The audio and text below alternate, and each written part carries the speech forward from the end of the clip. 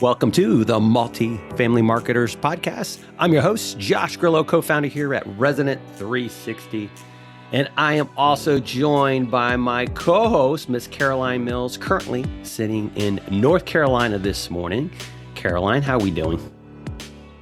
I am doing good this morning. We were just kind of catching up of a few things over the weekend. I didn't get to ask you, did you watch the Masters this weekend? I did not watch the Masters this weekend, but fun fact, I used to actually work on the PGA Golf Tour, and I traveled around. Really? Yeah, back then when I was, I'm 51 now. That's back when I was 22 years old. I had a job, full-time job, where I would travel to all the events, and I would do PGA Tour MasterCard.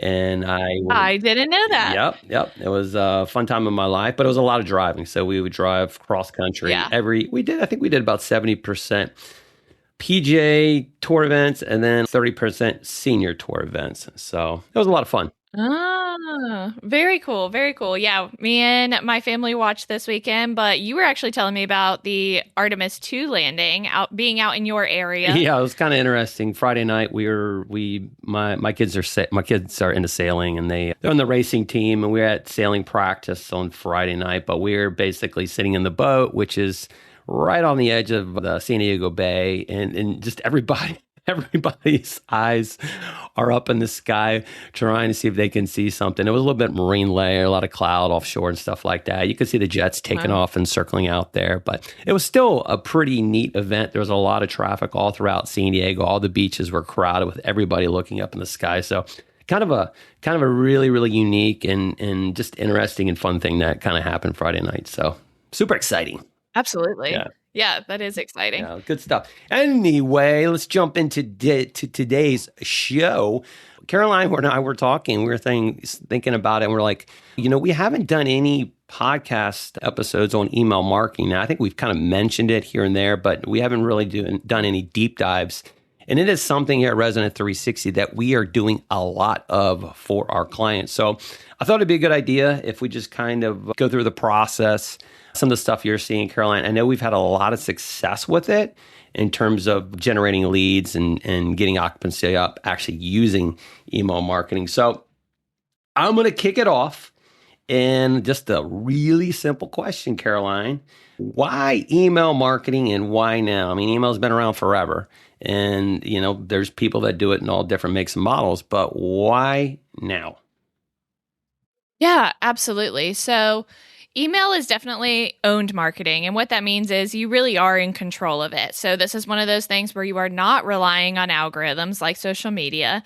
I know between all our different channels out there, we've even talked about it sometimes about your consistency and this and that. You're not going against algorithms. You're truly working on your own, which we call owned marketing. So you're really reaching people at different stages of your funnel. That's something we always talk about, your omni-channel, your funnel of marketing, your broad approach versus your very specific. And so you're really reaching people at different stages in this. And so this really supports, it doesn't replace other paid and organic strategies, but truly just helps support it to really convert and get those final clicks and call to actions, scheduled at your community. Do you feel like emails being underutilized right now in multifamily? Yeah, absolutely. So I do feel like there just has been a huge push on, and I mean, we were just talking about this, how we haven't even talked about it. There has been a huge push on the SEO, GEO side. There's big push on social media channels, but this shouldn't be a forgotten about approach. Most properties either don't use it consistently, they have their platform set up to send the basic follow-up methods, or they just treat it as a one-off instead of a true strategy. It's, I need some leads right now, let me send some email blast, versus actually having a strategic approach and using email marketing, the way that it can actually help you. So, it's not about just communication, it's really about trying to get them to convert. Where does it actually fit in the leasing journey? It's a good idea because, we're talking about full funnel here. So I have 4 different areas that we really focus on with our personal packages and what I recommend for people. So you have one, that lead stage. So this is before somebody's even toured with us. This is really working on those instant follow-ups, property highlights, FAQs, and really trying to nudge those tour bookings. So really trying to get them to pay attention to your community and take an action. Number 2 is going to be that tour stage. Okay, they've toured with you. That's great. Now what? And so this is going to be your confirmation emails, reminder emails upcoming for your tour, and then your post-tour follow-ups. So just closing that loop with them. Number three is going to be your application stage. So if anybody's abandoned an application, you can actually nudge them to go and finish it. Or you can do urgency. These floor plans are going fast, only 5 left, submit your application now. And then you finally have that fourth stage, and that's actually your resident stage. And this, what I would say, is the most forgotten about stage of all of them. And this is your resident stage. So we're working on retention emails, we're working on review requests, and we're working on renewal campaigns. I think a lot of time it's, okay, great, we got them. And then we forget that we still have to engage with them so that they want to renew and stay with us. Oh, okay. So it's not just one type of email you're sending out. It's really, we're thinking about multiple touch points here in multiple different phases. Exactly. So the properties that, really win this are the ones that, again, are using this consistently just throughout the entire renter's journey. Okay. So let's dive in kind of to the good stuff. Now, what actually works? Because I know you are doing these. You're creating these emails. I know you write a lot of these emails as well. You're putting them in MailChimp and so forth. But let's kind of break down that. What actually really works here? Absolutely. So you've got a few different things, but truly, one, speed is going to matter. So that first email should go out immediately. Imagine, again, you're a prospect. We always say put your prospect hat on, and you go and send out information to these communities. You've probably already looked at 30 to 50 communities online. Now you've narrowed it down and you're trying to reach out, and you're not going to remember who is who. So it is so much nicer to reach out and instantly get some form of communication back, acknowledging it. Now it's back in your inbox. Now you know who you've reached out to. So that needs to be very immediately. And really here, the first 5 minutes can truly make or break. If I reach out to 2 communities at the same time, one reaches back to me instantly when I'm on my phone and I'm ready, and the other one takes 2 days to reach out to me, I've gone ahead and maybe booked a tour and already completed a tour with the first community. So it truly can be that big of a deal to reach out that quickly. Now, question for you. Let me jump in there for a second. What if, with that reaching out quickly, are you saying to kind of automate that reach out or really try to be personalized on that reach out, or what are we talking about here? Yeah, you have a few ways. I would recommend making it automated just so that a lot of times these people are going to reach out either during lunch breaks or after hours when we're not at our computer. So it may take us some time to get back in. Even if your first automation email is just something as simple as, thank you for reaching out to Main Street Apartments. We would love for you to take a look at our beautiful community and schedule a tour with us. Yes, it's automated and it's not something super personal. You can have things in there like using their name, and kind of keys like that in there. Using their name, but addressing some quick highlight things before your team comes back in and is able to personally maybe text them, give them a call, check in with them. But at least gives them some action so that your name is back in their inbox and they can start, taking some steps to do something with that. Okay. All right. That's a great question. Yeah, and that kind of leads into, I was going to talk about personalization. So yeah, you can, keep it simple, but use something that still just doesn't seem super generic or automated or like an AI agent. So use their name. You can use their floor plan that they're inquiring about. You got to work with the fields that are coming through on your forms. But this doesn't have to be overcomplicated. It doesn't have to, address and ask the first person's favorite color or anything like that. We just need to be able to have something that's reached out and says, hey, Josh, saw you were looking at our 1-bedroom apartments at Main Street. Would love to have you take a look more at our floor plans that are available at this time and schedule a tour so we can show you one in person. Now I come in the next day and I may be sending you a follow-up text and saying, hey, Josh, wanted to check in about that 1-bedroom. Would love to have you come by the community. So now you've gotten a few different reach outs where it feels very natural. I guess, you know what? I'll let you continue on. I don't want to interrupt. I had another question, but go ahead. Okay. And then you can tell when I'm talking through these about, I'm always saying book a tour or come in and see us. So one of those things is truly going to be your clear call to actions. You want this to be prominent. You want it to have at least some goal. It doesn't matter which stage in their leasing journey that your community may be at. You may say, Caroline, I'm a new dev. I can't have tours yet. That's fantastic. Encourage them to join the VIP list or encourage them to give you a call. There can be anything going on at that time. And then again, make it personal once you're back in with them. One of the ones we do is drip campaigns. So I highly recommend a drip campaign for just a lot of different areas. We'll talk about some different things later on, but this is what drip campaigns are. Is it's a drip and it's a build of sequences instead of relying on manual follow-up. Because if I sat there and had to remember that you reached out to me last Tuesday, I need to follow up with you for the third time tomorrow because that's 10 days later. That's too much for you. Nobody's going to remember that. But in these automations and in these drips, you can actually build that out. And we have very strategic ways we do that of how often we follow up with people from the very first point they reached out to 10 months later when we're asking if they're moving again. And then I would say last thing here is truly a mobile first design. Most people are going to get these on their phones. We still find that over 90% of users or around 90% of users are prospects who are looking on some type of mobile device. So definitely making sure that when they're opening their phone, it's very clear, it's readable, it has those call to actions, and they're able to do that from their phone. What would you say is one mistake you see all the time? I would definitely say either too much information. I totally understand, wanting to make them feel informed. But when they reach out to you just for a general email and then they're scrolling for pages and pages and pages on their phone before there's an action button, nobody's going to take the time to read all of that. They just wanted some quick information, want to know how to get in touch with you. And then I would say like that, having no call to action, not making it clear, just saying, hey, here's our great community. The person sees that and they're like, okay, that's great. Now I have to go back to your website to try and find something else to do. You definitely don't want to make it harder on them. And then just an inconsistent follow-up. If you're not on some kind of drip cadence, when are you setting those reminders to check in with them? You don't want it to be 1 day after, 1 week after, 2 months later, and then 7 weeks after. Like that just doesn't make any sense, and it's not consistent. Yeah, I was going to add with those drip campaigns, I think one mistake could be is when you have this drip campaign all set up, and then you personally reach out, and whatever you say to that prospect, it says something completely different in the drip campaign. Yeah. Right. So it's like, wait a minute, what's going on with these emails I'm getting?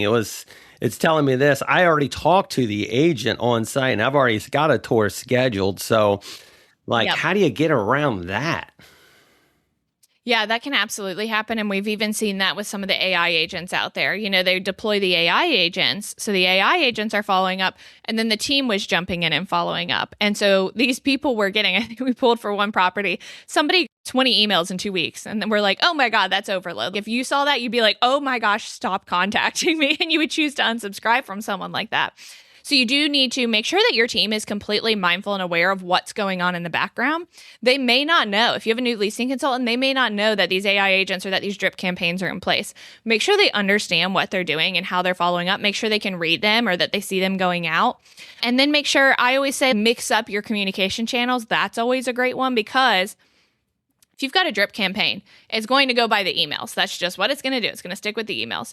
I always encourage teams, be the one to call or send text then at that point, because then they know it's truly a real person if you're giving them a call and talking to them, or just reaching out in a different method. It's great to have, maybe they saw one email, but then they got really busy and they got 10 emails that day. They didn't see your other one, but then they see your text come through.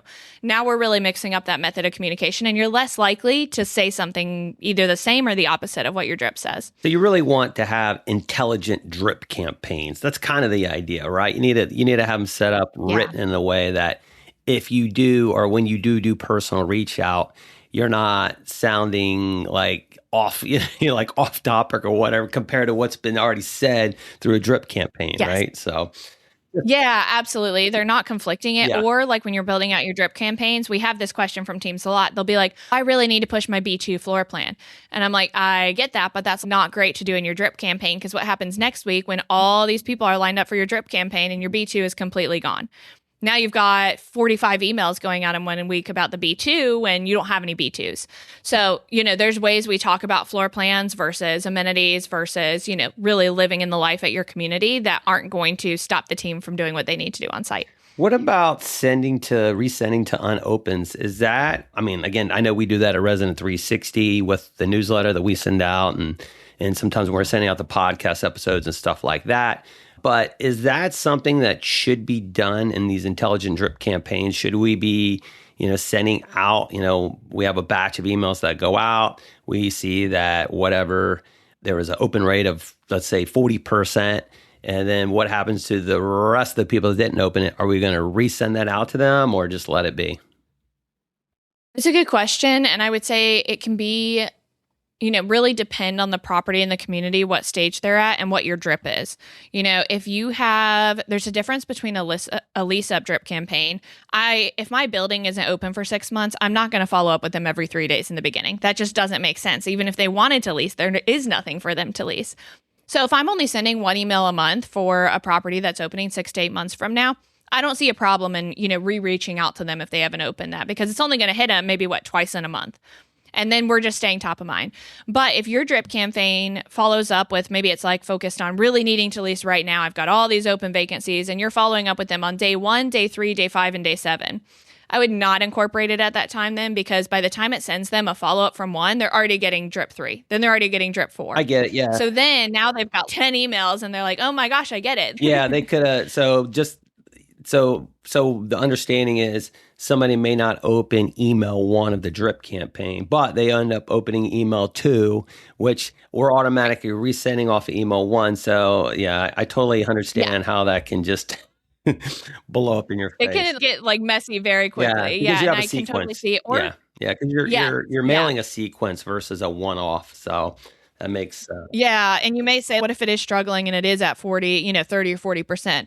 At that point, I would really reevaluate what your drip is and what your emails are looking and doing before, employing that method. Yeah. But it could be something you try for a little bit if it's a community truly struggling. Okay, makes sense.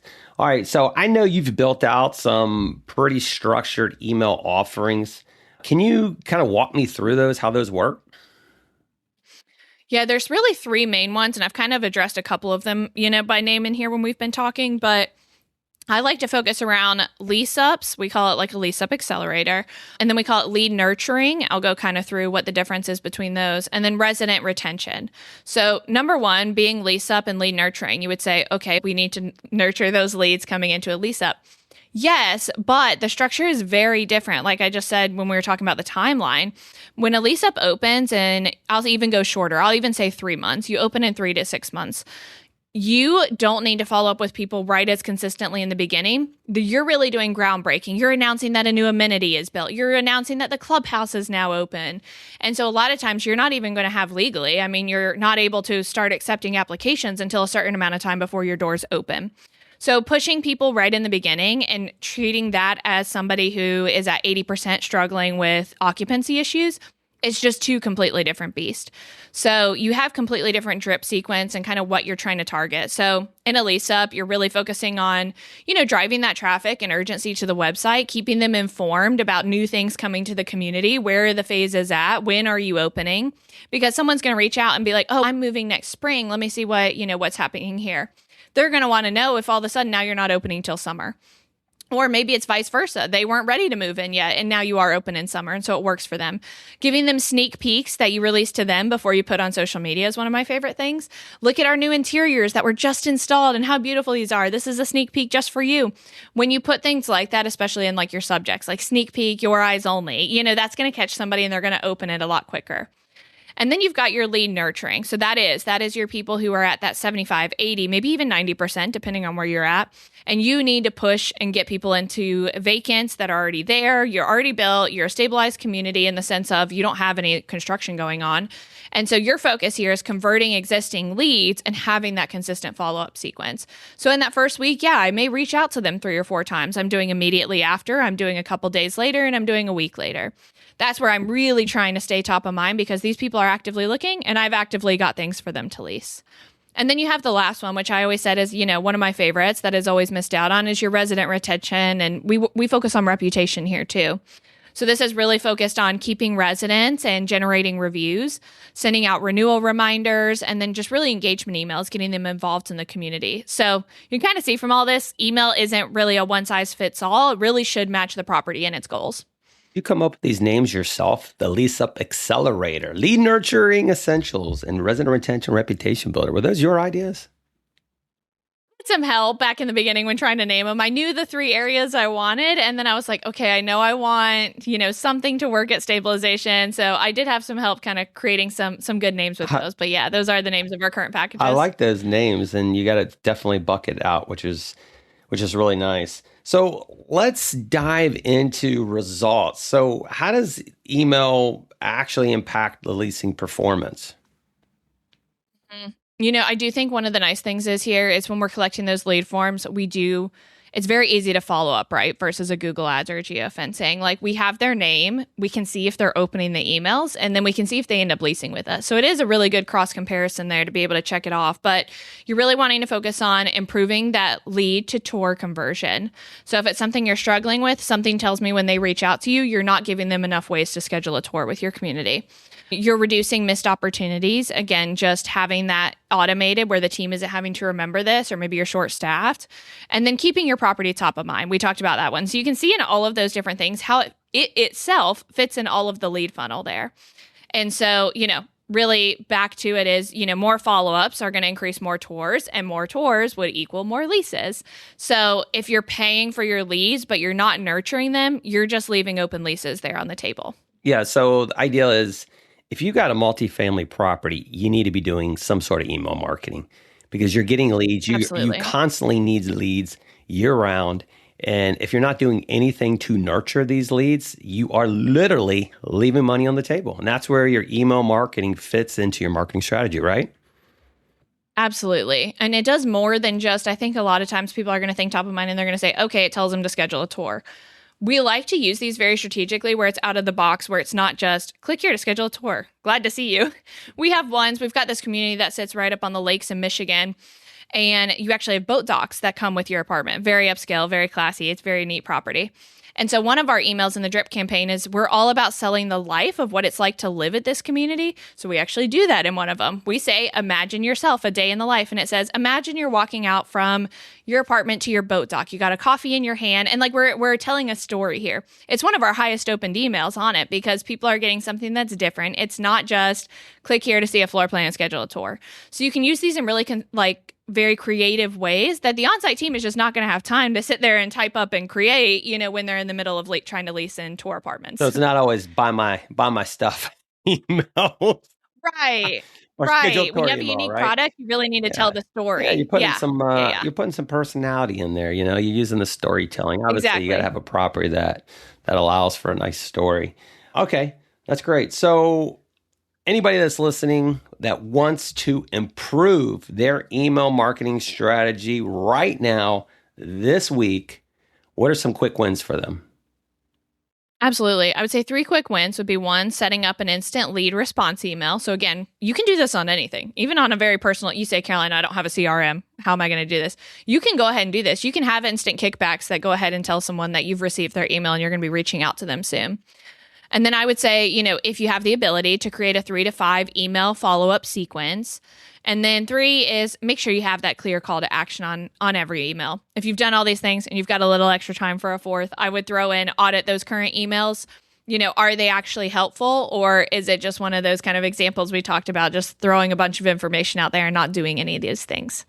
Good stuff. All right.